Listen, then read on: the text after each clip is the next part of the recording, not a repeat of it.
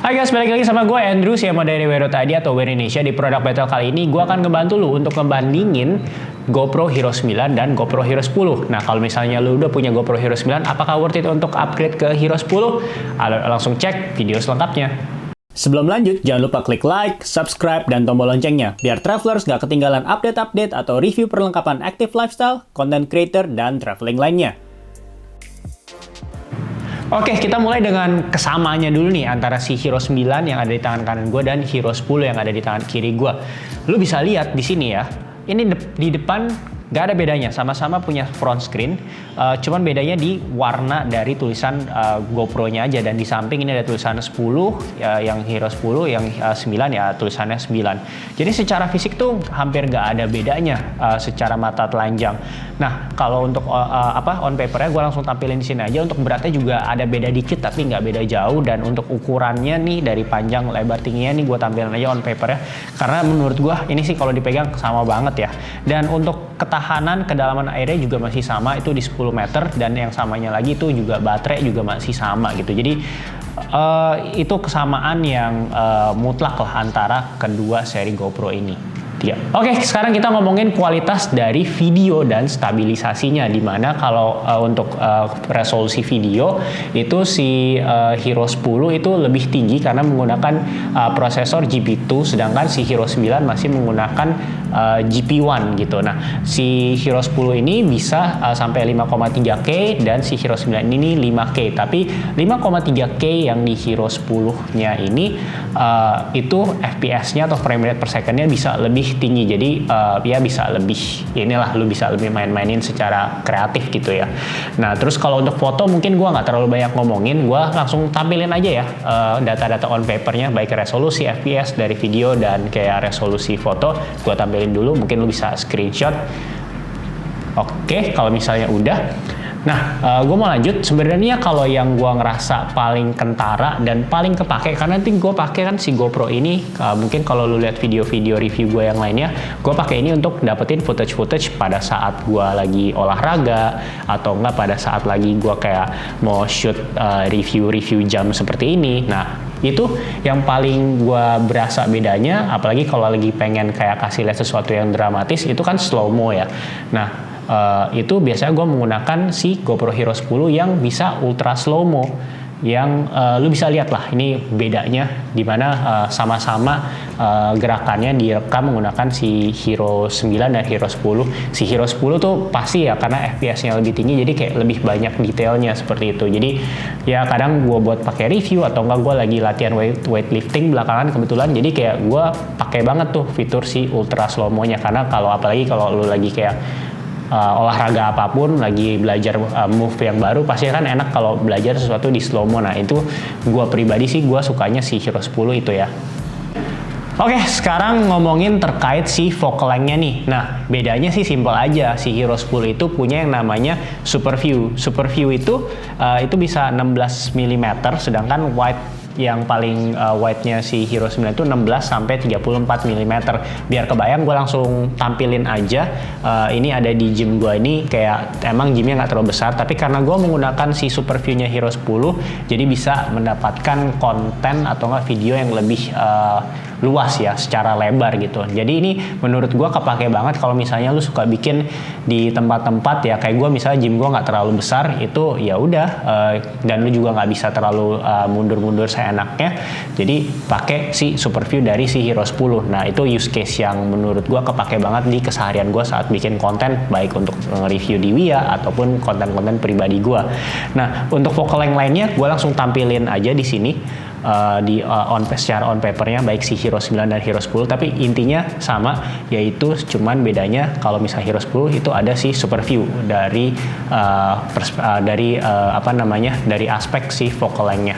Oke, nah selanjutnya yaitu gue mau ngomongin terkait stabilization-nya. Stabilization-nya si Hero 9 itu masih menggunakan Hypersmooth 3.0, sedangkan kalau misalnya si Hero 10 itu sudah menggunakan Hypersmooth 4.0. Nah, biar kebayang, gue juga ambil nih beberapa footage, gue sengaja kayak lari-larian.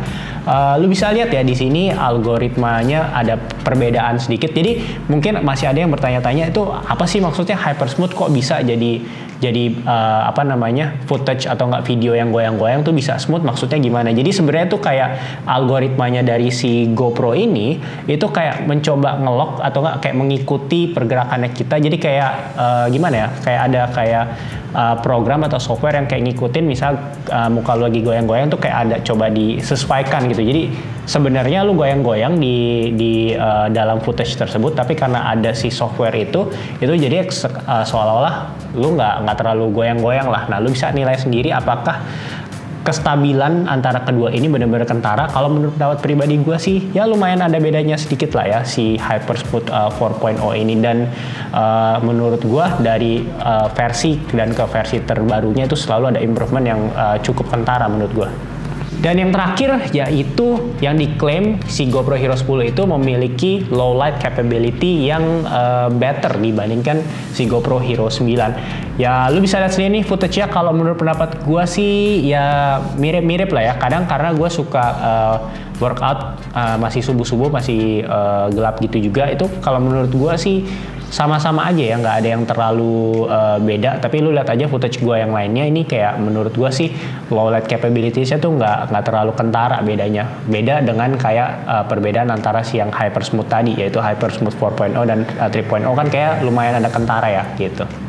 Oke, sekarang tes suara. Ini Saramonic dulu. Suara Saramonic 1, 2, 3. Selanjutnya tes suara GoPro Hero 9 Black 1, 2, 3. Tes lagi GoPro Hero 10 suaranya 1, 2, 3. Oke, sekarang gue mau ngomongin terkait color science-nya. Langsung gue kasih lihat aja ya footage-nya di mana. Kalau misalnya si keduanya ini yang sama, yaitu dua-duanya memiliki color science atau color profile yang flat, di mana lu bisa ya kayak grading lagi lah gitu. Nah, terus kalau misalnya yang si Hero 9 itu terbatas sampai di color profile atau enggak color science yang namanya GoPro, yang which is kalau misalnya di GoPro Hero 10 itu namanya berbeda, yaitu natural. Dan kalau misalnya di GoPro Hero 10 dia itu ada satu lagi yang tidak dimiliki GoPro Hero 9, yaitu color profile yang namanya vibrant gitu. Tapi lu lihat aja di sini kayak hasil footage gua, menurut lu mana yang lebih menarik colornya? Kalau menurut pendapat gua sih ada suatu waktu di mana gua lebih suka di GoPro Hero 9, kadang juga ada di GoPro Hero 10 gitu. Tapi kalau misalnya buat lu ya akhirannya gue juga color grading lagi, ya udah perhatiin yang penting udah ada color profile yang flat kan. Oke, sekarang ngomongin ke kedapan air atau yang namanya waterproof ya. Seperti yang pas awal gue bilang, sebenarnya dua-duanya sama, bisa tahan sampai 10 meter. Tapi gue mau sharing sedikit aja. Kalau misalnya si Hero 9 dan Hero 10 sih, ini gue percaya ya ketahanan airnya itu emang benar bisa. Ya mungkin gue nggak coba sampai 10 meter, tapi setidaknya gue udah bawa berenang ini. Lu bisa lihat footage gue sendiri, ini aman-aman aja. Nggak ada yang namanya air masuk ke kompartemen baterainya lah atau apa. Karena gue punya pengalaman buruk, gue lupa itu Hero 8 atau Hero 7 di mana pada saat itu versi itu juga udah digadang-gadang udah waterproof, tapi pada saat gua nge-shoot salah satu video gua, kalau nggak salah itu gua lagi bikin video nge-review jam diving. Tapi tenang aja, gue memang nggak bawa diving, itu gue di kolam orang untuk latihan diving, baru dicelupin sedikit aja airnya udah masuk gitu. Jadi menurut gue untuk desain yang ada hubungan sama waterproof-nya sih menurut gue si Hero 9 dan Hero 10 ini udah ada improvement yang signifikan ya, karena gue udah ajak berenang, gue celupin di kolam renang, sama sekali nggak ada tetes air pun yang masuk ke kompartemen baterai, asalkan lu juga tutupnya yang benar gitu. Nah, tapi apa bedanya nih antara si Hero 9 dan Hero 10 kalau ngomongin air?